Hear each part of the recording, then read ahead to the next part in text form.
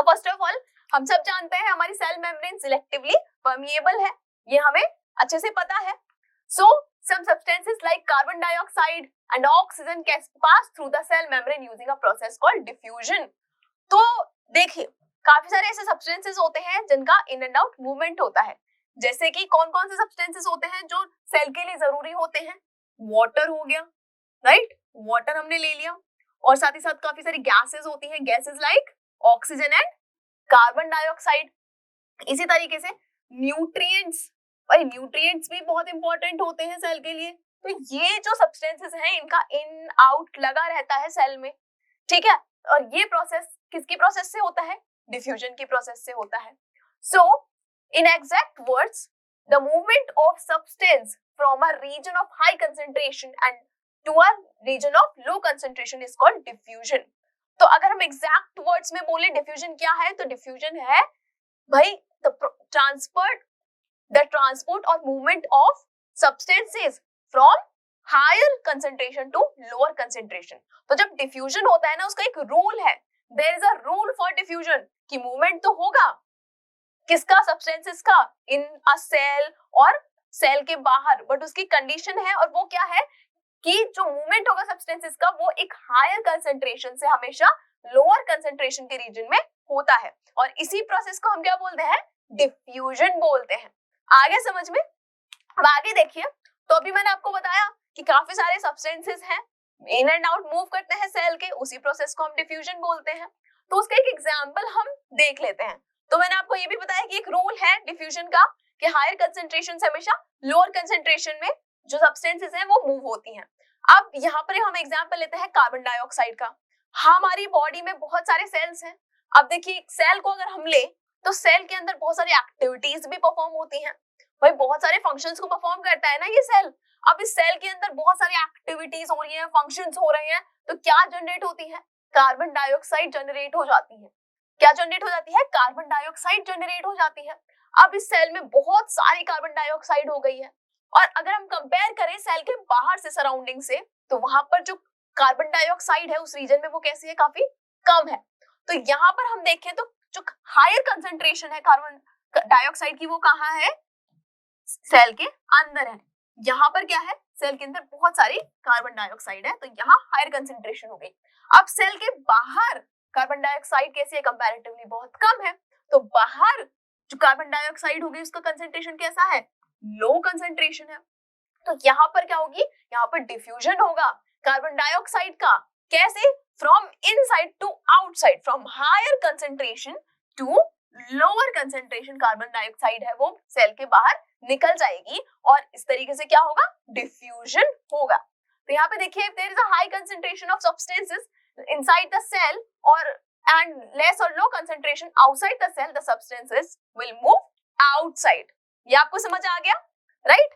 For example when there is too much carbon dioxide inside the cell it moves out because there is less of it outside. अंदर से बाहर चली जाएगी, ज्यादा से कम के रीजन में चली जाएगी. ठीक है. इसी तरीके से इसका एक और हम एग्जांपल देख लेते हैं. जैसा कि मैंने आपको बताया मूवमेंट का जो सब्सटेंसेस है उनके मूवमेंट में हेल्प करती है हमारी डिफ्यूजन, राइट? सब्सटेंसेस के मूवमेंट में हेल्प करता है सेल के इन और सेल के आउट. तो हमने अभी पढ़ा कि जब सेल के अंदर ज्यादा कंसंट्रेशन हो जाता है किसी भी सब्सटेंसेस का, फॉर एग्जांपल कार्बन डाइऑक्साइड का, तो वो जो कंसंट्रेशन है सेल के अंदर कार्बन डाइऑक्साइड का वो कैसा हो जाएगा? हाई हो जाएगा. वो लो में जो बाहर है सेल के बाहर कंसंट्रेशन है, लो कंसंट्रेशन, वहां पर मूव कर जाएगा. इसी तरीके से एक और एग्जांपल ले लेते हैं कि कई बार क्या होता है कि जो हमारा सेल है, हमारा जो सेल है वो क्या करता है? फंक्शंस को परफॉर्म करता है. तो उसे क्या चाहिए होती है? एनर्जी चाहिए होती है. कहां से मिलती है? कार्बन ऑक्सीजन से मिलती है. तो उसे ऑक्सीजन चाहिए होती है, इनफ ऑक्सीजन. कई बार सेल के अंदर ना ऑक्सीजन इनफ नहीं रहती है, उसके बाहर काफी सारी ऑक्सीजन रहती है, अंदर नहीं रहती है. तो यहाँ पर क्या हुआ? यहाँ पे सेल के अंदर ऑक्सीजन लो है, राइट, कम है. तो यहाँ पर कंसंट्रेशन कैसी हो गई? लो कंसंट्रेशन हो गई.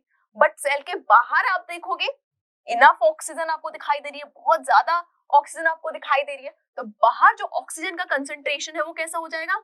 हाई हो जाएगा. यही होगा ना. अब इस केस में क्या होगा? डिफ्यूजन होगा. कैसे? कि जो हाई कंसंट्रेशन है वहां से सब्सटेंस जो है वो लो कंसंट्रेशन में अंदर आएगा. क्या होगा, ऑक्सीजन बाहर हाई कंसेंट्रेशन में है, वो हाई कंसेंट्रेशन से अंदर लो कंसेंट्रेशन में सेल के अंदर जाएगी और क्या होगा, डिफ्यूजन होगा। तो इस तरीके से डिफ्यूजन क्या करता है, एक्सचेंज ऑफ गैसेस में हेल्प करता है। सेल के अंदर और बाहर जो कार्बन है, ऑक्सीजन है, कार्बन डाइऑक्साइड और ऑक्सीजन, वो क्या करते हैं, इन एंड आउट मूवमेंट करती है with the help of diffusion. अब आपको समझ आ गया डिफ्यूजन कैसे वर्क करता है। डिफ्यूजन क्या है भाई, मूवमेंट है सब्सटेंसेस का, कहां से कहां तक, सेल के अंदर भी सब्सटेंसेस आते हैं, सेल के बाहर भी सब्सटेंसेस जाते हैं, from high concentration to low concentration. आपको ये रूल हमेशा ध्यान रखना है। डिफ्यूजन क्लियर हो गया आपको। अब आगे बढ़ते हैं, देखिए water also follows the rule of diffusion just like other substances. अब हमारा ये जो वाटर है ना, ये भी क्या करता है, इस डिफ्यूजन के रूल को फॉलो करता है। भाई वाटर भी क्या है, एक तरह का सब्सटेंस ही है ना, ये भी भाई सेल के अंदर बाहर मूव करेगा, भाई वो भी डिफ्यूजन के रूल को फॉलो करता है। और जो water in and out move करता है उसे हम क्या बोलते हैं, ऑस्मोसिस बोलते हैं। क्या बोलते हैं, ऑस्मोसिस, द ट्रांसपोर्टेशन और the movement of water inside the cell और outside the cell through a selectively permeable membrane. Selectively permeable membrane जो सेल मेम्ब्रेन होती है ना सेल के ऊपर, उसके थ्रू, उसी प्रोसेस को हम क्या बोलते हैं, ऑस्मोसिस बोलते हैं। When water molecules move through a selectively permeable membrane that allows only certain substances to pass through it, called osmosis. किसका मूवमेंट हो रहा है, वाटर मॉलिक्यूल्स का। अब देखिए ऑस्मोसिस मैंने आपको बताया कि वाटर का हो रहा है और वाटर डिफ्यूजन के रूल को फॉलो करता है, उस कंडीशन को फॉलो करता है। क्या condition, from higher concentration to lower concentration. जो भी मूवमेंट होगा सब्सटेंस का वो कहां से होगा, हायर कंसेंट्रेशन से लोअर कंसेंट्रेशन में होगा, यही होगा ना। तो यहाँ भी ऑस्मोसिस में यही होगा कि जो वाटर के मॉलिक्यूल्स हैं वो हायर कंसेंट्रेशन से लोअर कंसेंट्रेशन में क्या करते हैं, मूव करते हैं through the cell membrane, through the selectively permeable membrane. आगे आप समझ में। अब देखिए ऑस्मोसिस जो है वो हमारा एक चीज के ऊपर डिपेंड करता है कि how much of a substance is dissolved in water, water में कितना सब्सटेंस डिसॉल्व्ड है।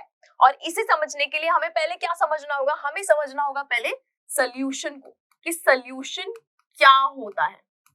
देखिए सॉल्यूशन जो है वो दो चीजों से मिलकर बना हुआ होता है, सॉल्यूट और सॉल्वेंट। ये दोनों चीजें मिलकर क्या करती हैं, सॉल्यूशन बनाती हैं। अब एक एग्जांपल मैं आपको बताती हूँ सॉल्यूशन का।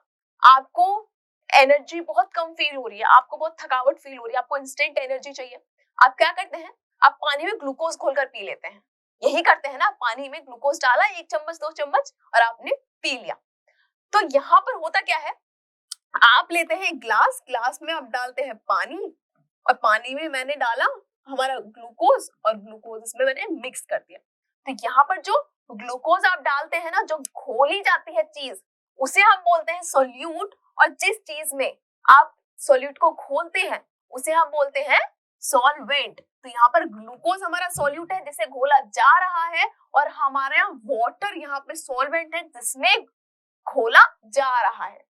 तो आपको अंदर समझ आ गया, सोल्यूट मतलब जिस चीज को हम घोलते हैं और सॉल्वेंट मतलब ज्यादा अमाउंट में होता है जिसमें चीज को घोला जाता है। तो देखा पानी तो ज्यादा अमाउंट में है और आधा ग्लास 1 ग्लास ग्लूकोज आप कितना लेते हैं, 1 चम्मच, आधा चम्मच, 2 चम्मच, तो ये कम अमाउंट में होता है, ये ज्यादा अमाउंट में होता है। और इन दोनों को जब मिला देते हैं तो हमारा सोल्यूशन तैयार होता है। अब ये जो पानी आपने ग्लूकोज घोला है ना, इसे क्या है बोलेंगे हम, ग्लूकोज का सोल्यूशन बोलेंगे। क्या हो गया, हमारा सोल्यूशन रेडी हो गया।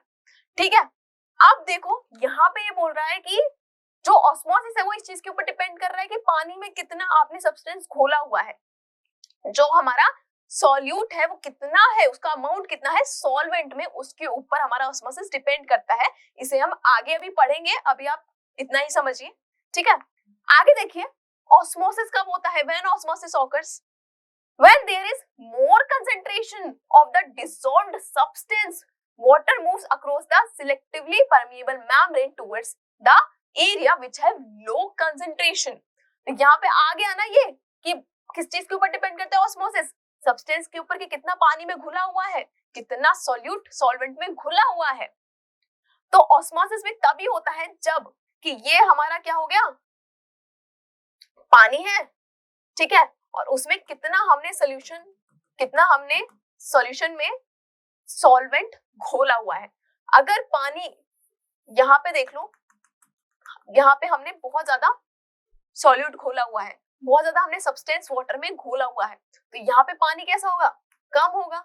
ठीक है, ये मेम्ब्रेन है, और यहाँ पे पानी कैसा होगा, यहाँ पे जो सब्सटेंस है, यहाँ पे जो सॉल्यूट है उसके पार्टिकल्स बहुत कम है, तो यहाँ पर पानी कैसा होगा, ज्यादा होगा। तो पानी की कंसेंट्रेशन ज्यादा कहाँ है, हाई कहाँ है, जहां पर ज्यादा पानी है, सॉल्यूट के पार्टिकल्स कम है, वहां पर पानी की कंसेंट्रेशन ज्यादा है, हाई कंसेंट्रेशन है। और वहीं पर जहां पर सॉल्यूट के पार्टिकल ज्यादा होंगे, वहां पर पानी की कंसेंट्रेशन लो होगी।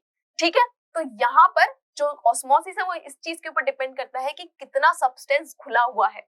अगर ज्यादा सब्सटेंस खुला हुआ है तो वही वो वाली जगह क्या हो जाएगी, लो कंसेंट्रेशन हो जाएगी। तो हाई कंसेंट्रेशन से लो कंसेंट्रेशन में जो वाटर है वो क्या करेगा, वो वाटर के मॉलिक्यूल्स जो है वो क्या करेंगे, मूव करेंगे एक मेम्ब्रेन के थ्रू। किसके थ्रू, इस मेम्ब्रेन के थ्रू।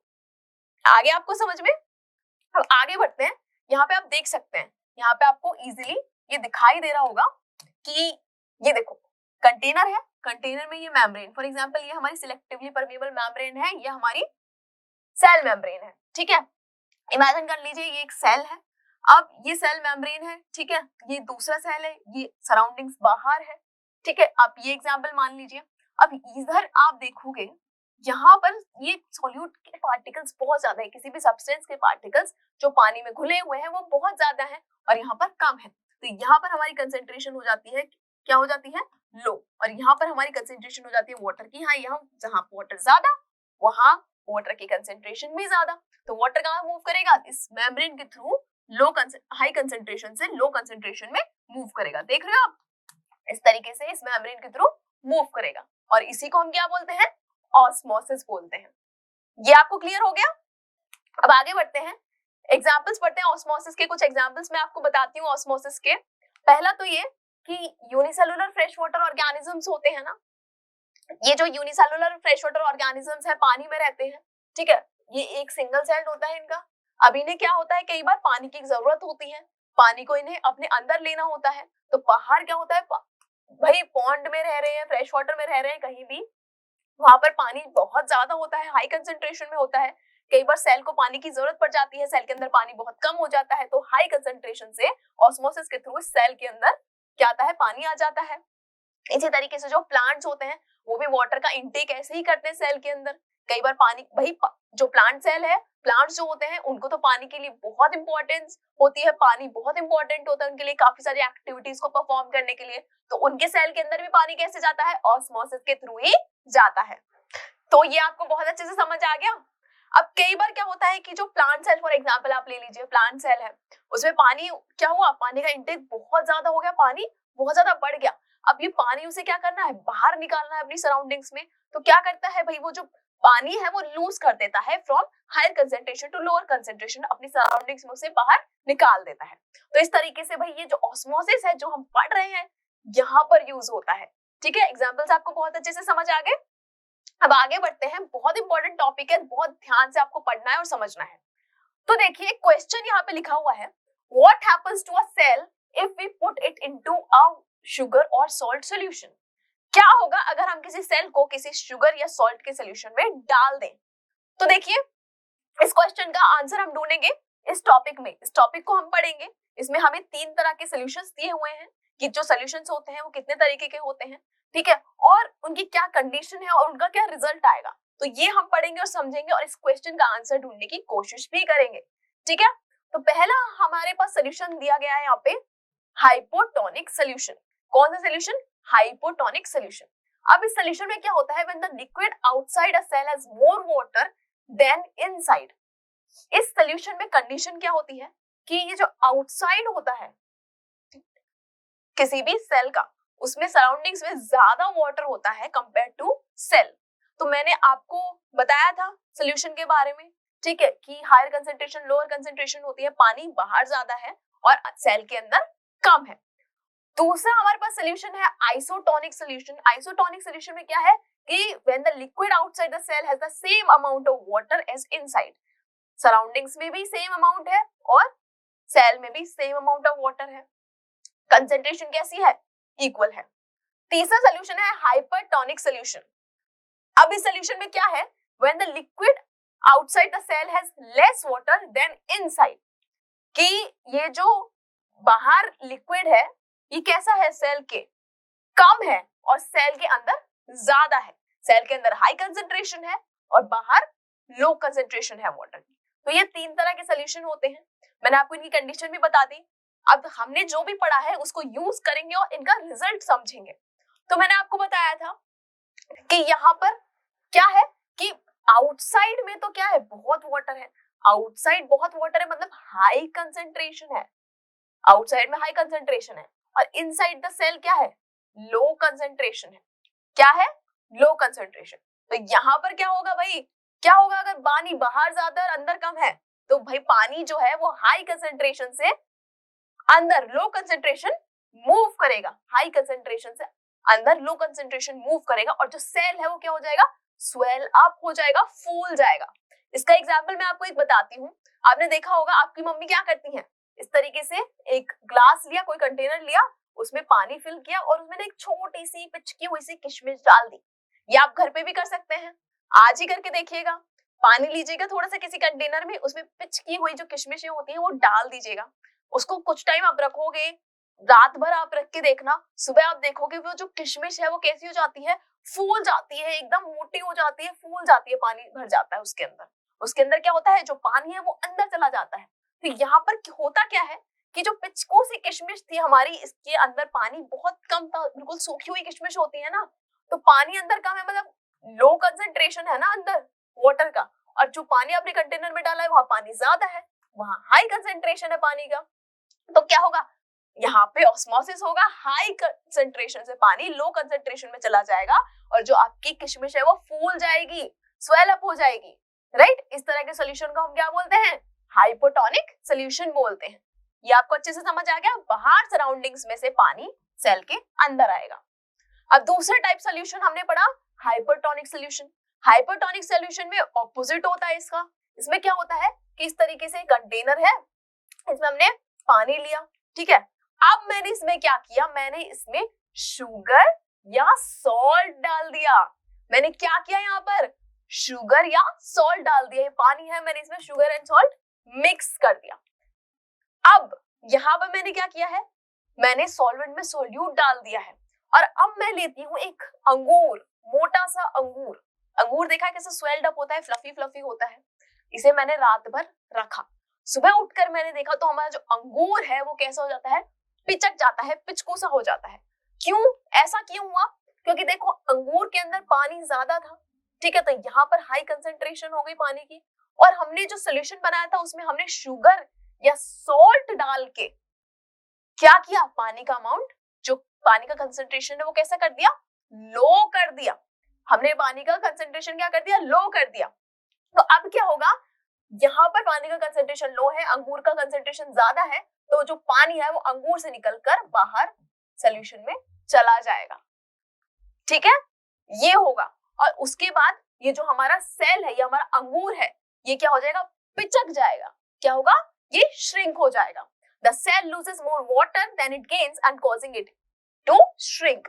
पिचक जाएगा, सेल के अंदर से पानी बाहर सराउंडिंग्स में चला जाएगा। अब आपको आपके क्वेश्चन का आंसर मिल गया कि what will happen if we put a cell into a sugar or salt solution. आपका जो सेल है वो कैसा हो जाएगा, श्रिंक हो जाएगा, क्योंकि वो वाटर को लूज करेगा। अब तीसरा तरह का सोल्यूशन हमने पढ़ा आइसोटोनिक सोल्यूशन। आइसोटोनिक सोल्यूशन में क्या होता है, when the liquid outside the cell has the same amount of water as inside. बाहर जितना अमाउंट ऑफ वाटर है, जितनी वाटर की कंसेंट्रेशन है, सेम अमाउंट कंसेंट्रेशन सेल के अंदर भी है। तो सेल के बाहर भी उतनी है, सेल के अंदर भी उतनी है, तो क्या ऑस्मोसिस होगा, नहीं होगा, बराबर ही तो है कंसेंट्रेशन, कहीं हाई नहीं है कहीं नहीं लो, तो फिर वाटर मूव कहाँ करेगा। So there is no net movement of water, the cell stays of the same size, और जो सेल है वो सेम साइज का ही रहेगा। इसे हम क्या बोलते हैं, आइसोटोनिक सोल्यूशन बोलते हैं। ये आपको समझ आ गया, तीन तरह के सोल्यूशंस कौन कौन से होते हैं, हाइपोटोनिक, आइसोटोनिक एंड हाइपरटोनिक, ठीक है, बराबर रहेगा, ना अंदर आएगा ना बाहर जाएगा, बराबर इक्वल पानी रहेगा। जो आपका ये सेल है, इसका शेप भी वैसा का वैसा ही रहेगा। There will be no net movement of water. अब क्वेश्चन ये आता है कि ऑस्मोसिस जब होता है, जब ये ऑस्मोसिस की प्रोसेस होती है, क्या ये होती रहती है? क्या पानी अंदर ही आता रहता है सेल के? क्या पानी बाहर ही जाता रहता है? हायर कंसंट्रेशन से लो कंसंट्रेशन आता ही रहता है क्या, जाता ही रहता है क्या, यही चलता रहता है? नहीं, ऐसा नहीं चलता। होता क्या है, डिफ्यूजन तभी होता है जब हायर कंसंट्रेशन होती है सेल के अंदर या सेल के बाहर। सेल के बाहर हाई कंसंट्रेशन है तो सेल के अंदर लो कंसंट्रेशन में पानी आएगा। सेल के अंदर हाई कंसंट्रेशन है, सेल के अंदर से बाहर पानी जाएगा लो कंसंट्रेशन में। और ये तब तक होता है तब तक सॉल्यूशन आइसोटोनिक ना बन जाए, तब तक सेल के अंदर और सेल के बाहर पानी इक्वल ना हो जाए, दोनों पानी की जो कंसंट्रेशन है वो इक्वल ना हो जाए, तब तक ये चलता रहता है। उसके बाद ये बंद हो जाता है। समझ आ गया आपको? ये क्या है, हमारा ऑस्मोसिस था। अब हम एक और इम्पोर्टेंट टॉपिक पढ़ते हैं, एंडोसाइटोसिस। ये भी बहुत इंपॉर्टेंट है, सेल मेम्ब्रेन से रिलेटेड है। हमने सेल मेम्ब्रेन के कुछ कैरेक्टरिस्टिक्स पढ़े थे, अगर आपको याद हो। मैंने आपको एक एग्जाम्पल भी बताया था कि आपको जब भी सेल मेम्ब्रेन के बारे में याद करना हो कि कैसे दिखती है, उसका स्ट्रक्चर कैसा होता है, तो आपको क्या करना है, एक पानी से भरे बलून को आपको याद करना है। और आप देखोगे कि भाई बलून जो होता है उसकी जो आउटर वॉल होती है, जैसे सेल मेम्ब्रेन ही वर्क करती है, राइट? कैसी होती है, थिन होती है, इलास्टिक या फ्लेक्सिबल होती है। फ्लेक्सिबल होती है ना, मूव हो जाते हैं कहीं भी, राइट? तो इसी तरीके से हमारी सेल मेम्ब्रेन भी कैसी होती है, फ्लेक्सिबल होती है, जो कि क्या करती है, सेल को अलाउ करती है मूव करने में, and also to take in food and other important materials from the surroundings.